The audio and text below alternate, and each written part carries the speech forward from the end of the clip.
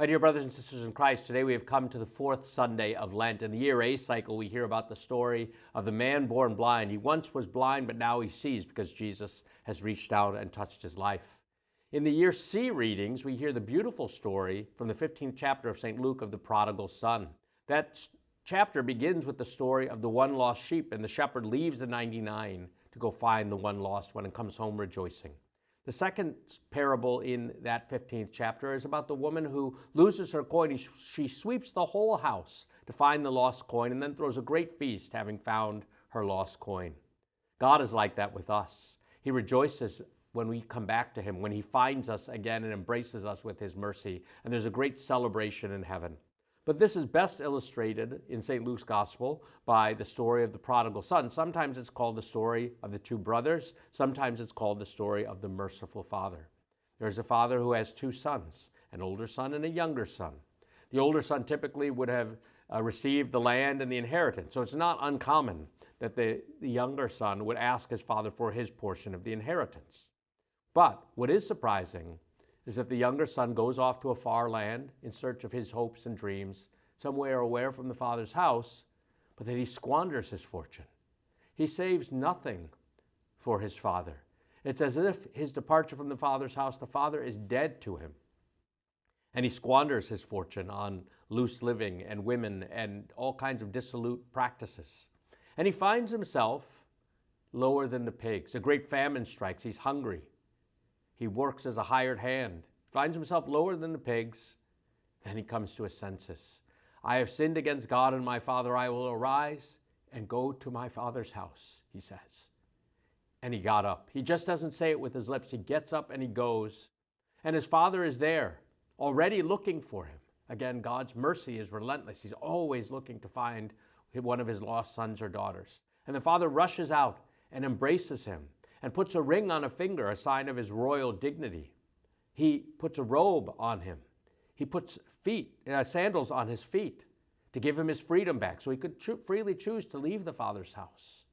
He kisses him with an embrace of mercy. And he slaughters the fattened calf to celebrate that this son of his was dead and has come back to life. He was lost and has been found. It's a beautiful story of God's mercy. And so we can see the younger son, his journey is a lot like ours. We think we find place and true happiness somewhere away from the church, somewhere away from the Father's house and the Father's way of doing things. Sometimes we think God is dead to us.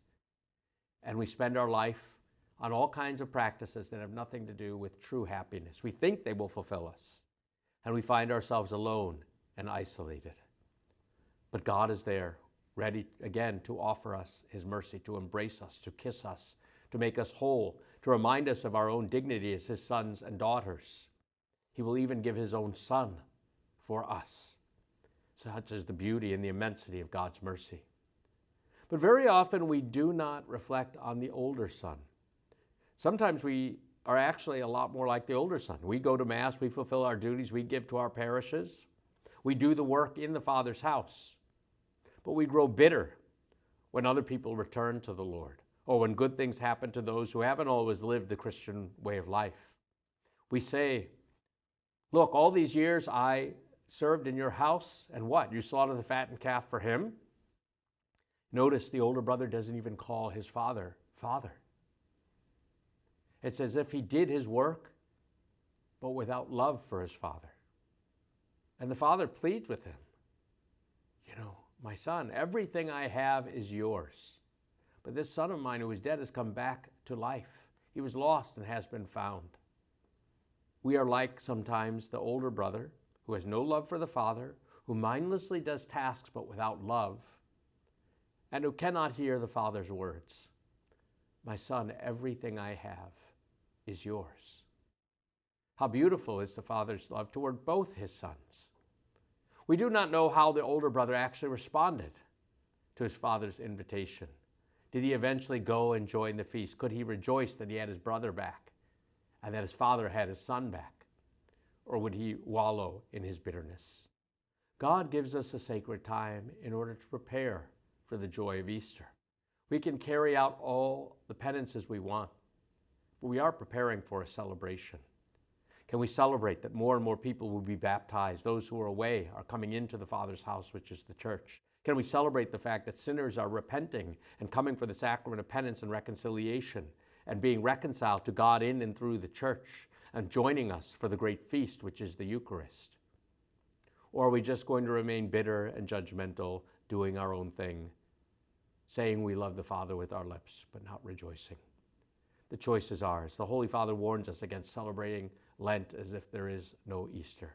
Let us look forward as pilgrims of hope to the good things the Father has prepared for us, not only now, but in his house in eternity.